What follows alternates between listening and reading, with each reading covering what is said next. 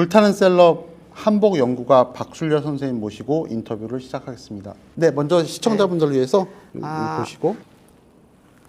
안녕하세요. 저는 45년째 한복인의 길로 발걸음하고 있는 한복인 박술려고요.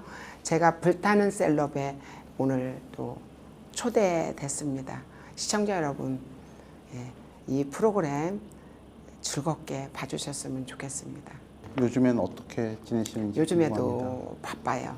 왜 더 바쁘냐면 지금 올해가 윤달이 들어있는 해예요. 윤달이라고 들어보셨어요? 네. 네. 그러니까 그 윤달에는 우리가 이사를 하든 수의를 하든 뭐 이렇게 많은 일들을 윤달에 드러내야 하면 뭐 별 탈이 없다라는 어떤 그런 생각들을 많이 하고 계신 분들이 계신 것 같아서 올해 저희가 굉장히 바쁜 거는 수의, 흔히 말해서 우리가 마지막 건강하게 살다가 마지막 떠나는 길에 입고 가는 옷, 그 수의를 요즘에 많이들 주문을 하시고요. 특히 이제 이게 수의라 하면 꼭 돌아가실 때만 입는 게 아니고 아들이나 딸이 결혼할 때 지은 한복을 우리가 그 한복을 건강할 때 많이 입고, 그리고 이제 우리가 마지막 떠나는 길에 입고 가는 옷이 수의거든요. 그 수의 옷이 요즘에 열심히 많은 분들이 주문을 해서 바쁘게 일을 하고 있는 올 한 해가 그렇게 바쁘게 지낼 것 같습니다. 45년째 한복을 만드셨는데 한복의 최고의 매력은 어떤 거라고 생각하세요? 한복하면 뭐죠? 우리나라 옷이잖아요. 우리나라 민족의 어리배어 있는 소중한 우리나라 한복. 그래서 그게 가장 큰 매력이고요. 지금 보시다시피 이게 지금 한 10년 된 한복이지만 아주 삼배라고 하거든요. 삼배에다가 곱게 붉은색 물들인 옷인데요. 이게 고운 빛깔, 그리고 이렇게 쭉 그냥 던져놔도 그냥 선이 생기죠. 아름다운 선, 한복하면 선이잖아요. 그게 한복의 매력이고요. 더 이제 큰 매력은 이런 거죠. 1000명, 2000명, 3000명이 큰 공간에 모여서 행사하더라도 한복 입은 분들은 그냥 눈에 도드라지는 거죠. 눈에 저 사람이 누굴까? 그 사람을 보기 전에 한복이 우선 눈에 띄는 거잖아요. 그저 그렇듯이 나를 나타내는데 가장 좋은 의복이다 라고 말씀을 드릴 수가 있습니다. 네. 요즘에는 사실 요즘 사람들은 한복을 많이 점점 안 입고 있잖아요. 그거 보시면 좀 안타까우실 것 같아요. 그럼요. 45년이라는 세월이 정말 잠자도 꿈을 꿔도 밥을 먹어도 배가 고파도 늘 생각하고 한복만을 위해서 살아온 사람인데, 한복이 점차 이렇게 줄어드는 현실을 보면 사실은 지금은 이제 많이 단련이 됐지만 어떡하지? 굉장히 참담한 생각을 안 하진 않죠. 굉장히 안타까운 생각을 많이 하고 있고요. 특히 이제 요 근래 들어서 제가 일요일 날 어느 날 일요일은 저희가 휴무를 해서 일을 안 하는데 어느 날 이렇게 소위 말해서 수입품, 명품이라고 칭하잖아요. 그런 샵 앞에 가면 젊은이들이 한 10대 명씩 줄을 서 있는 걸 보고 한복을 내가 40년 넘게 한복을 알려온 사람으로서 어떨 때는 혼자 눈물도 흘린 적이 있죠. 그 안타까움의 표시인 거죠. 세대가 점점 바뀌니까 그동안 힘쓰셨던 세대 이외에 새로운 신세대들이 올라오니까 또 그들에게도 홍보를 계속해야 되고, 앞으로 또 홍보 다른 계획은 어떻게 뭐 있으신가요? 그냥 홍보라고 하는 건요, 우리 직원들을 비롯해서 제가 건강하게 지금처럼 쭉 길게 가는 거고요. 내 건강 관리를 어떻게 하면 좀 더 지금처럼이죠. 지금 해온 것처럼 그냥 가서 꼭 아무리 바쁘고 힘들어도 운동은 꼭 해야 되겠다. 그런 생각을 요즘에 진짜 책임감 느끼고 하고 있고요. 어떻게 홍보해야 되겠다고 하는 거는 특별히 그렇게 막 색다르게 그런 건 생각은 해보지 않았어요. 지금 이제 오늘 OBS에 와보니까 조명도 너무 멋지고 이 프로그램이 이제 방송될 때 제가 한번 이렇게 받아보면서 아, 우리도 좀 한번 이런 유튜브나 이런 걸 해보면 좋겠다. 근데 사실은 우리 같이 일반 한복밖에 모르는 사람은 어떻게 이런 작업을 뭐 유튜브도 해보고 싶고 생각만 있는 거지 의욕만 앞서는 거지 이 또한 제가 감히 겁나서 시도는 못 해볼 것 같습니다. 굉장히 유명한 분들이 선생님 한복을 많이 입었잖아요. 최근에도 사실 계속 유명한 분들이 입었던 것 같은데. 근데 이런 거예요. 이제 뭐 옛날에 그 BTS들이 방탄소년단들이라는 이름으로 신인 때 우리 집에 와가지고 이제 추석이나 설, 양명절에는 거의 한 200명 가량이 각 소속사에서 아이돌들이 다 모여서 한복을 이제 입혔어요. 그러면서 그 중에 한 팀이 이제 BTS잖아요. 근데 이제 BTS도 저렇게 잘 되고 소속사에서 얼마나 큰 노력을 했고 아티스트들이 굉장히 큰 반듯함과 그 어떤 재능이 있었겠죠. 그러고 나서 많은 분들이 이제 박술려 한복을 입으면 술술 풀린다. 제 이름이 박술려잖아요. 이제 그런 입에서 입으로 그리고 박술려 한복은 이렇게 마네킹에 입혔을 때보다 사람에 입었을 때 너무 이쁘다. 그런 것들 특히 방송에서 입으면 옷으로 보면 한두 번 서너 번 입은 옷 같은데 이 배우가 입었을 때 굉장히 배우를 돋보이게 한다고 그래요. 그러다 보니까 그게 말에 이제 서로들 입에서 입으로 소문이 나서 저희 한복을 늘 입어 주려고 하고 입기를 원하고 그래서 지금 사실은 그 얘기를 물으시는 것 같은데 얼마 전에는 그 이승기 씨 결혼식에도 갔다 왔고요. 우리가 견미리 선생님하고는 배우 견미리 씨 알죠? 그 예쁘신 분 갔다 와서 굉장히 그 견미리 씨하고 시어머님 한복 입은 옷이 이쁘다고 막 인터넷도 뜨고 전화도 많이 받았고요.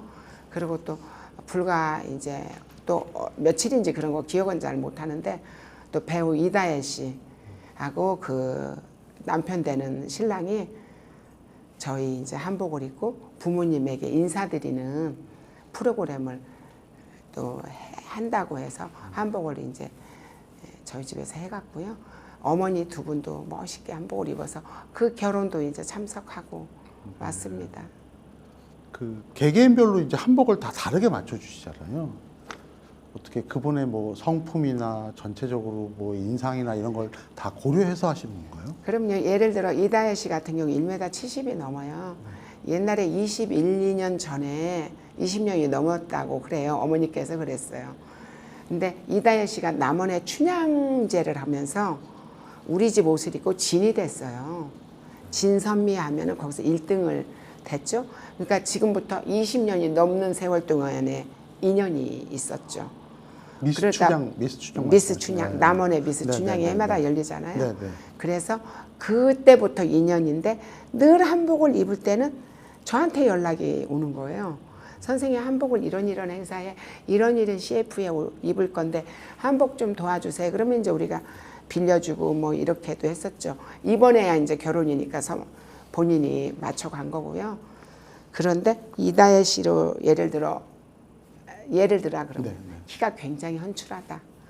몸매가 너무 본인 몸 관리를 잘해서 정말 그 예뻐요. 제가 같은 할머니가 봐도 아, 참 저렇게 곱고 이쁘구나.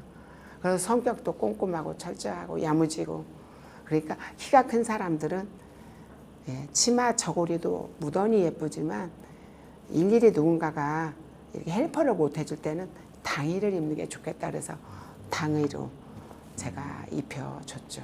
그렇게 해줬고 이제 지금 기억나는 거는 왜 배우 김희선 씨가 결혼한 지가 오래됐잖아요. 네. 근데 그 김희선 씨 같은 경우 결혼을 겨울에 했어요.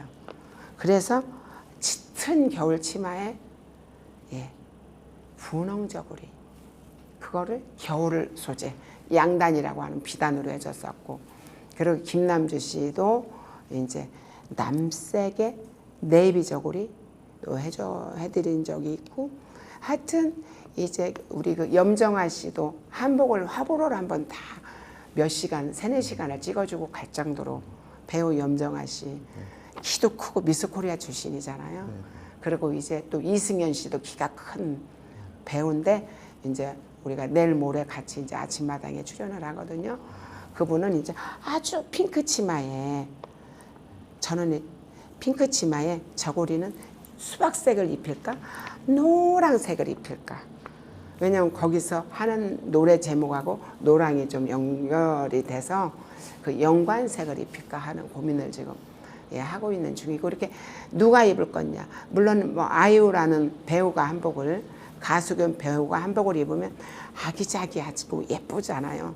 센스 있고 팡팡 그 물방울처럼 튀는 그런 아기자기하고 아주 그런 애기들은 목선도 가늘고 너무 아기 같으니까 동정도 좀 넓게 해서 그 사람이 갖고 있는 너무 그 왜소함을 좀 커버해주면 좋겠다 뭐 이런 생각도 하고 있고요.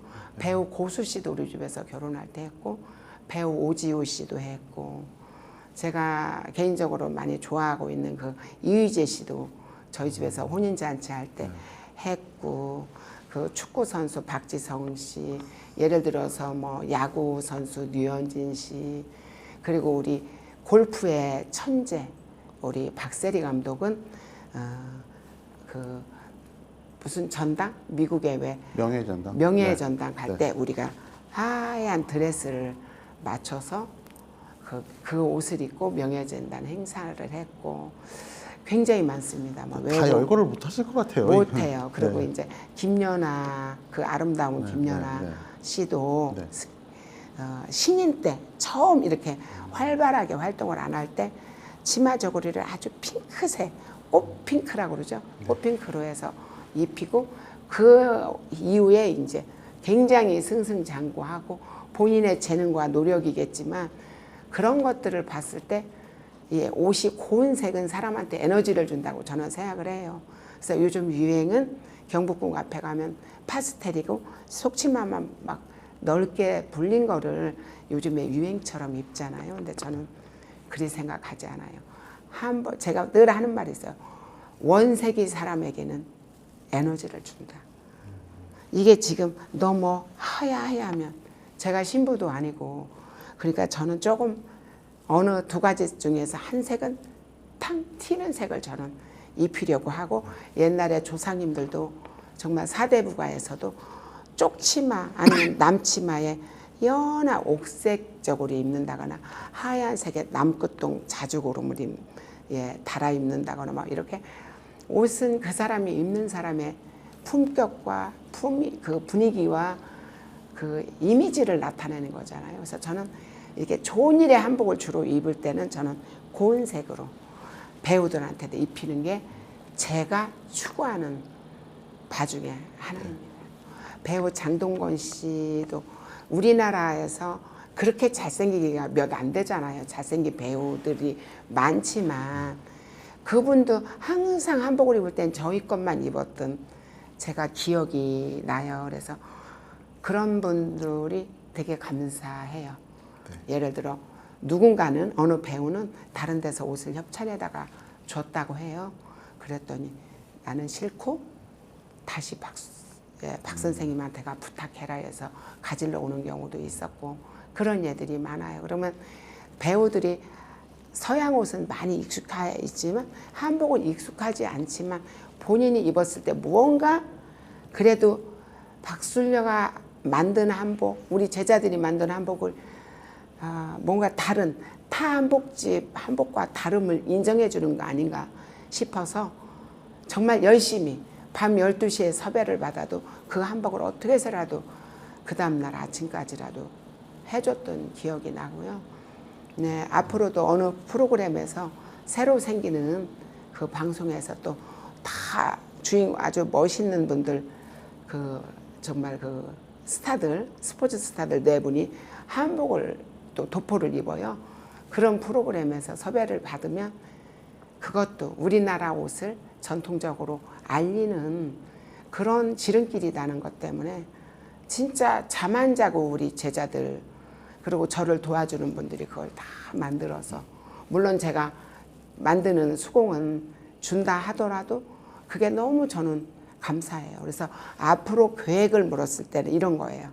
방송에서 우리 정말 전통적인 우리 옷을 알리려고 한다면 제가 정말 최선을 다해서 협조하려는 생각을 하고 있습니다. 네. 그럼 지금 가게에는 네. 몇 명이 지금 일하고 계세요? 인원이 최소가 있어요. 최소에 있고, 옛날에는 한 15명 있었으면 지금은 뭐 거의 뭐 많이 줄였죠. 왜냐하면 인원이 많아도 솔직히 일당 한 3명? 한 명당 한 2~3명 역할을 해주지 않으면 운영이 사실 쉽지 않거든요. 그래서 우리 직원들은 진짜 오래된, 뭐 거의 25년, 27년, 20년, 최고 짧은 직원이 5년, 그런 시스템이고요. 부족한 직원이 이제 아르바이트로 보충에 쓰이는데, 그 알바라는 알바하는 사람들도 다 우리 한 뭐 40년, 그러니까 우리 샵을 드나드는 사람이 아니면 이게 운영이, 그러니까 적응을 못 한다 그럴까? 소통이 안 돼요. 예. 그러면 그 적은 직원들이 그 뭐 전화도 받고 그 안에 관리도 하고 옷도 만드는 거 도와주고 다 하는 예, 건가요? 대부분 이제 외부에서 인원을 딱 뽑으면 제공 제일 못하는 게, 때로는 손님 물도 한 병 갖다 드려야 되고, 예를 들어 뭐 한복, 배우들한테 한복도 입힐 일이 있고, 또 지하에 가서 한복 곳간 가서 한복도 꺼내와야 되고, 이런 여러 가지 하는 걸 적응을 못하는 것 같아요. 근데 지금 있는 직원들은 워낙 오래됐기 때문에 정말 여러 가지를 하는 거죠. 나누어서. 그 대신에 그 일을 나누기 위해서는 내가 가장 힘들게 하는 건 전화 받는 거. 오는 전화 다 받아요. 시장 다니는 거. 물론 우리 조카가 또 도와도 주지만, 시장도 단추 하나를 사도 내가 다 다녀야 되고, 그리고 이제 또 여러 가지 손님이 오시면 손님을 응대하는 거, 옷을 컬러를 골라주거나 이런 거는 거의 99%는 내가 다 하고요. 사이즈 재는 거, 그리고 이렇게 홍보 전화 같은 게 오면 제가 받죠. 스케줄 관리 제가 하죠. 물론 우리 노명선 부원장 도움이 많이 받아요. 그리고 지금 예를 들어 지금 우리 건물이 한 20년 돼가지고 뭔가를 해요. 수리를 해요. 그러면 그런 뭐 리모델링하고 수리하는데 전체적인 감리를 아마 제가 다 할 거예요. 매질을 더 많이 넣어서 꽉꽉 채워주세요. 막 이런 것부터. 바닥에 떨구지 마세요. 그러니까 한 1인 7역을 제가 한다고 보면 되고요. 우리 노명선 부원장은 1인 4역 정도 돼요. 전국에서 우리 이제 각 방송국에서 오는 우리 배우들, 절친들이 한복 빌리러 온다. 그러면 노명선 부원장이 그거 하죠. 그리고 돈 이제 보내고 뭐 이런 작업하죠. 그리고 뭐 정말 그 여러 가지들을 저희 하고 있고요. 또 한 20년 된 분은 이제 다리미 하는 거, 같이 옷 협찬 들어오면은 하는 이런 작업들을 같이 나누지 않고는 안 돼요. 또 성격이 꼼꼼하시니까 대충 안 하시니까 시간이 더 걸릴 것 같아요. 꼼꼼 안 하면 안 돼요. 제가 늘 강조하는 게 있어요. 저는 제자들한테 이 한복이 다 해져서 버려도 여기에 잠금 장치가 떨어지면 안 돼. 이런 쪽이에요. 그리고 한복의 가장 생명은 이 박음선이 울면 안 된다. 그러려면 빨리빨리 하면 허점이 있거든요. 천천히 느리게 가자. 왜냐면 이거는 100년 입어도 실증나지 않게 하니까. 그러니까 한복에서는 어쨌든 명품이라는 얘기를 듣자. 그 대신에 좀 더 비싸게 받는 거는 내 40년에 한올 반 40년 그 하는 어떤 스토리라고 그럴까? 걸어온 길에 대한 보상은 손님들이 충분히 해주려고 노력을 하세요. 요즘에 저희 집을 방문하는 분들은 한복이 왜 이렇게 비싸? 이런 분들 안 계세요. 제가 얼마나 몇 번이나 한복을 하겠어요 이러고 다 도와주려고 했어요. 그리고 박술 이런 기회에 저는 꼭 하고 싶은 얘기가 있어요. 박술과 한복이 타 한복과 뭔가가 다름을 꿰뚫어 보고 와주시는 그 세월이 지금 제가 40년에 박술녀가 지금 이 자리에 초대돼서 나오게 해준 분들이 다 박술녀의 옷을 입어준 정말 진심으로 그분들에게 저는 감사드리거든요. 오랫동안 하시다 보면 뭐 힘든 일도 많으셨죠. 입죠. 제일 힘들었던 게 지금부터 한 15년 전, 20년 전부터 웨딩 플래너라는 분들이 혼인을 할 때는 혼주라고 들어보셨어요? 혼주? 귀에 익죠? 네네. 혼주들이 한복을 다 자손들 며느리하고 아들 손잡고 다니면서 한복을 지어주고 맞춰주고 드레스는 드레스샵을 가고 이러잖아요. 근데 한 20년 전부터 결혼 문화가 웨딩 플래너라는 분들이 주도하는 거예요. 그러니까 결혼 신부 신랑은 너무 순진하다 보니 그분들이 원하는 대로 다 지금도 어제도 그런 전화 받았어요. 내가 한복을 내가 박 선생님 한복을 아들이 한 명인데 입고 싶은 게 나는 소원인데 얘들이 그냥 그 플래너가 하는 얘기를 듣고 거기서 가서 해야 된다고 한다는 거예요. 근데 가보니까 너무 마음에 안 든다고 지금 예약을 잡아주셨거든요. 이제 그런 문화가 됐는데 지금은 많이 바뀌었어요. 그래도 한복은 내가 아들, 딸 결혼할 때 맞춘 한복을 내가 죽을 때 입고 갈 거야. 따로 수여 안 할래. 이래서 오는 분들이 이제 본인들 발걸음을 걸어서 오는 분들이 계시고 또 아들, 딸들도 한 번 입고 많은 줄 알았는데 한복을 엄마가 한 40년, 30년 입다가 그 옷을 또 활용할 수 있다면 맞춰두고 싶다고. 그래서 지금 다음 주 결혼하는 신랑 신부도 정말 아주 비싼 값비싼 한복을 어머니 두 분한테 이게 선물 주는 그런 훌륭한 효자 며느리도 받습니다. 가장 그래도 기억에 남고 즐거우셨을 때는 언제이신 것 같아요?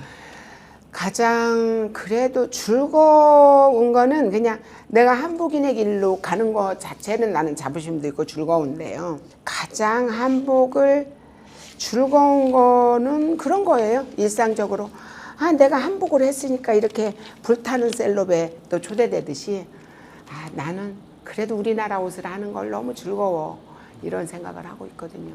저도 양장도 배우고 했어요 한동안. 근데 그래도 나는 한복이 천직이야 라는 생각을 하고 있거든요.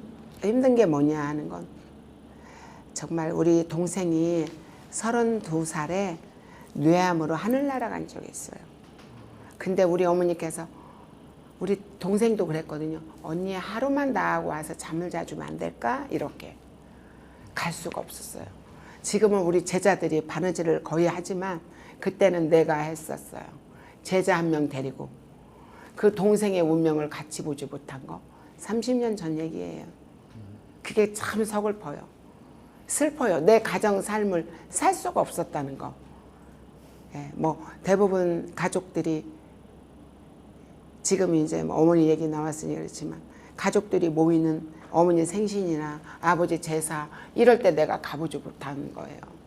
왜냐하면 그 옷을 바느질을 해야 되는 거 첫째. 둘째는 2시간 거리에 청주를 왔다 갔다 하다가 혹시 내가 사고 나면 어쩌지? 그런 생각. 그때가 제일이 한복하면서 되게 힘든 일이었다는 생각이 들어요. 그리고 동생이 운명했어. 야, 수덕이가 운명했다. 그러고 어머니께서 전화했는데 다른 직업 같으면 던져놓고 뛰어가야 되지만 나는 내일 나갈 결혼식에 해야 될 토요일 날 입을 결혼식의 옷을 다 마무리하고 나는 가야 되는 그런 서글픔. 이게 이제 그 바느질 하는 사람, 한복하는 사람으로서 가장 고통스러웠던 기억이에요.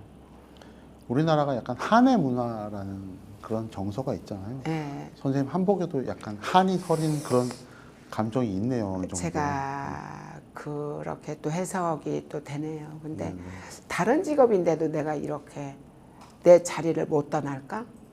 사실 이렇게 얘기를 30년 전 얘기를 하지만 예를 들어 뭐 여의도에 벚꽃 축제 하잖아요. 지금 제가 방송 찍으러는 영등포까지 왔지만 여의도에 벚꽃 축제를 구경으로 온다는 생각은 못 하죠. 일이니까 온 거죠. 멀리 뭐 같이 삽시다 뭐 포항까지 갈 수는 있어요. 일이니까. 근데 제가 여행한다고 포항까지 갈 수 있나요? 그런 거를 즐겨 볼지도 모르고 보지도 못했고 그랬어요. 사실 가장 안타까운 건 이제 가족들, 아이들 어릴 때 사람들은 후회할 거라고 했거든요. 에이 무슨 후회해. 나도 엄마가 있잖아. 이렇게 멋있는 엄마가. 근데 엄마가 없는 사람도 있지 않냐라고 저는 아이들한테 어릴 때부터 세뇌를 시켰거든요. 근데 후회가 되는 거예요. 60이 딱 넘으니까 어느 순간 제가 67이거든요. 닭띠예요. 네. 57년 닭띠인데 지금 돌아보면 지나치게 내가 왜 내 한복에 이렇게 올인을 했지? 왜 재테크는 안 했지? 저희 박술배 한복이 있는 곳이 아파트촌이거든요. 근데 그 아파트를 한번 살려고 왜 고민을 해본 적이 없지? 그냥 월세를 살아도 나는 부자라고 생각을 지금도 스스로는 그렇게 생각해요. 내가 비단, 진짜 내 마음에 드는 비단은 99.9%는 제가 갖고 있거든요. 그러니까 나는 부자야 이러고 막 비드더다가 그거 비단을 사는 거를 막 즐거움으로 하는 거죠. 그러니까 나만 생각하고 산 거에 대한 가족들에 대한 죄스러움이 상당히 많아요. 가족들한테는 그거는 굉장히 내가 이거는 내가 이기적인 생각을 했구나를 이제 그것도 65 정도 딱 넘고 만약 60이 넘고 나서 우리 아이들이 결혼을 한다고 했으면 과연 집도 없는데 어쩌지? 근데 뭐 월세면 어때 이런 거죠. 우리나라에서 뭐 해외는 다 월세라던데 이런 생각을 하고 나를 위안했는데 이제 나이가 딱 먹어서 일이 힘이 붙이니까 60 딱 6 되니까 내가 인생을 잘못 살았나? 이런 생각이 굉장히 갈등이 많이 들었어요. 근데 이제 소문에는 네. 선생님 한복집에 있는 한복이 뭐 건물 매채값이다 뭐 그런 얘기가 있던데. 아니 이제 그만큼 이제 그 비단이나 한복이나 따지도 묻지도 않고 제가 일을 하고 막 패션쇼도 하고 막 패션쇼 하려면 막 은행에 가서 돈 좀 빚 좀 주세요 그래갖고 그 건물에 막 융자를 빼다가 쇼를 하고 막 이랬어요 해마다. 요즘이니까 제가 두려워지는 거예요. 60 딱 넘으면서 일이 겁이 나네 그러면서 안 하는 거죠. 그리고 이거는 잘못하면 안 되잖아요. 실패라는 게 뭐겠어요. 자본국가에서 당장 운영비 없으면 안 되니까 이자도 내야 되고 그러잖아요. 융자를 해다 비단을 사놨으니까 그거는 그 비단을 그렇게 안 사고 잘 그거를 좀 재테크를 했으면 건물이 정말 몇 채죠. 아파트가 4-5채 되겠죠. 근데 그 또한 저는 후회하지는 않지만 가족에 대한 미안함이 역으로 이제 드는 거예요. 그렇다고 우리 남편한테 아우 죄송합니다 이렇게 좋아하려 보지는 않았어요. 속으로는 미안한데 나도 정말 술 담배 안 하고 나도 열심히 살았거든요. 뭐 거의 60 넘어서는 뭐 모임에도 나 잘 못 가요. 안 가는 게 아니고 못 가요. 지쳐서. 그리고 일을 한두 번 받으면 그걸 다 제가 시장 다녀가면서 우리 노명산 부원장하고 박주임이랑 뭐 다 같이 의논해 가면서 이거를 하나로 완벽하게 손님한테 전달될 때까지 그러다 보니까 제 생활이 없어. 이런 거는 저는 아쉬워해 보진 않았어요. 정말로. 내가 한복으로 해서 여기까지 오고 많은 사람들한테 인정받는 거 그 하나만 갖고도 전 너무 감사한 거예요. 얼마 전에도 이제 국악방송에 초대돼서 프로그램을 이렇게 제가 찍게 됐는데 너무 그 일사불란하게 움직이는 그리고 이 한복 단어 하나하나 그 문구 하나하나에 너무 심려를 기울여서 써주는 이런 모습에 이게 시청률을 따놔서 내가 뭐라고 이분들이 나에게 이렇게 대우를 해주시나 생각에 내가 헛살지는 않았구나 그런 생각을 했죠. 이렇게 화려하게 치장하고 딱 나타나면 그리고 제가 뭐 한 12년 된 벤츠를 뭐 차를 타고 12년 됐지만 멀리서 보면 아주 명품 차인데 수입차인데 타니까 굉장히 호사할 거라고 생각하거든요. 근데 저는 식생활도 너무 고급은 제가 소화를 못 시키고요. 그리고 그런 이면에는 피땀 흘려 한 노력이 많죠. 시간인 거죠. 뭐 큰아이 낳고 한 3일 만에 나오고 둘째 아이 낳고 아마 큰애가 3일 이틀인지 둘째가 3일인지 모르겠지만 그렇게 애 태어나고 나서 진짜 미싱을 하려면 척추가 아프니까 수술해서 아기를 낳았으니까 척추에다가 무통주사를 맞고 무통주사를 꽂고 그리고 미싱을 해서 손님 바느질을 했다거나 그랬을 때가 많았죠. 그러니까 그리고 수술 들어가면서 손님 옷을 만들어야 되니까 사이즈를 다 수술 들어가기 전에는 또 어떤 하는 여자들한테 하는 그런 행위가 있어요. 수술 딱 마취하기 전에 그거를 다 하고 이제 수술로 가는데도 사이즈 내달라고 하길래 사이즈 다 내주고 이제 수술실에 들어갔다거나 피땀 흘려 일했죠. 사실은 뭐 예를 들어 뭐 이가 상해서 치과 가서 치료를 받았다. 그러면 내일 모레 오세요. 그러면 내일 모레를 잃어버리는 거예요. 너무 바쁘니까. 그래갖고 지금도 이가 너무 이게 낮아가지고 임플란트를 하는데 그 임플란트가 자꾸 빠지는 거예요. 그런 것들. 지금 돌아보면 옛날엔 돌아볼 여유도 없었거든요. 그리고 꼬박꼬박 날 새서 바느질을 했던 기억도 나고 새벽 6, 7시에 돼도 지나가다가 문 두드리면 지금 같으면 무서울 건데 옛날에는 무서움도 몰랐어요. 젊어 그런가 봐.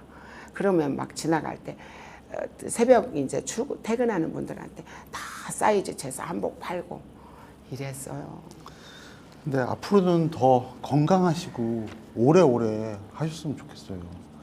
무리하지 그럴게요. 마시고 네. 건강 잘 관리하셨으면 좋겠습니다. 그러겠습니다. 네. 아까도 오는데 이런 그 택시 타고 오는데 그분이 혼자 일을 다 하시는 것 같다고 안타깝다면서 시키면 되죠. 그래서 아니 시키는데 그렇게 비서 급여주고 운전기사 급여주고 그럴 만큼 우리가 풍족하지 않습니다. 그랬더니 그분이 답답해하다는 표정을 짓는 거예요. 사람을 두면은 편한지 모르는 사람이 어디 있어요. 그렇게 흥청망청할 돈을 저는 아꼈다가 비단을 구입하고 이런 데 쓴 거예요. 그리고 제가 이렇게 비단에 집착하는 이유는 제가 그 비단을 사다 모아놓지 않으면 그 비단이 다 외국으로 간대요. 중국으로 간대요. 지금도 중국에 갔다가 엄청 큰 창고에다가 그 비단을 싸놓은대요. 듣는 말로 확인된 바는 아닌데 그래서 그 비단을 팔질 않는데요. 한국의 비단이 지금 다 거의 문을 닫아 간다. 그러니까 이 비단을 그래서 제가 비단을 그렇게 집착하고 사다 놓은 것도 있어요. 저도 그 비단을 보면 사실 잠자다가도 어떡하지? 내가 몇 년 건강하지? 걱정은 하죠. 그래서 열심히 그 비단에 대한 좋게 말하면 애착이고 나쁘게 말하면 집착을 제가 하는 겁니다. 하여튼 오래 건강하게 오래 하셨으면 좋겠습니다. 그러겠습니다. 노력하겠습니다. 네. 선생님과 선생님 한복의 팬분들에게 네. 인사 한 말씀 부탁드릴게요. 네. 제가 늘 이런 프로그램에 나오면은 말하고 싶었던 거를 이 또 불태는 셀럽 이 프로그램에서는 자유롭게 또 저한테 기회를 줘서 말씀을 드린다면 정말 지금까지 박술려 한복을 입게 해준 분들 수많은 배우분들이 정말 페이 안 받고 돈 안 받고 무대에 서준 그 부분도 너무 감사한데 더 감사한 분들은 그에 앞서 더 감사한 분들이 계세요. 박술려 한복을 지금까지 40년 넘는 세월 입어준 분들 그저 박술려 한복이 한복만이 한복이라고 뭔가 다름을 꿰뚫어보고 저희 한복을 너무 한 40년 된 한복도 지금도 가지고 오셔서 수선해가는 그런 팬분들을 보면 제가 정말 한 분 한 분 찾아다니면서 큰절하고 싶은데 그럴 여유와 시간은 없고요.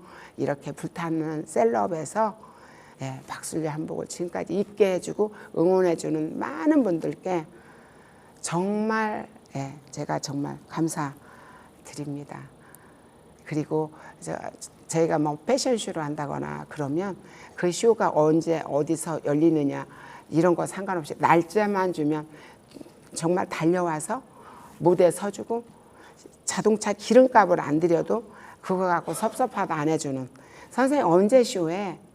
또 쇼하면 나 불러줘. 이런 배우분들께도 정말 제가 너무 고맙다는 말 이런 기회에 드리고 싶습니다.